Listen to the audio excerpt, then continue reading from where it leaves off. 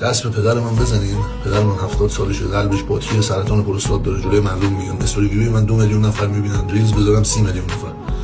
دست به پدر من بزنین، شمشیر رو میبندم خالص و بچه‌رو میگم از دور. در جریان باشید، من دیگه خسته‌ام از این گرفتاری‌های مردم، خسته شدم دیگه. مردم ایران، هر یک ایرانی هر یک حق داره. حق همه رو گرفتین دادین به زن و بچه‌تون، میخواد مردم حق مردم بدن؟ نه، تخمم هم نیست چی میخواد بشه. هیچ. دست به دلیل بزنین به روح مادرم واسم آتیش به پا میکنم.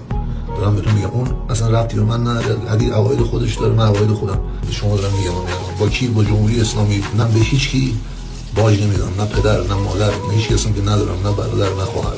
3 سال دارین میبینین از ما چقدر پول میگذرم خاطر مردم. با من لاس نزنین، من بلاگر نیستم.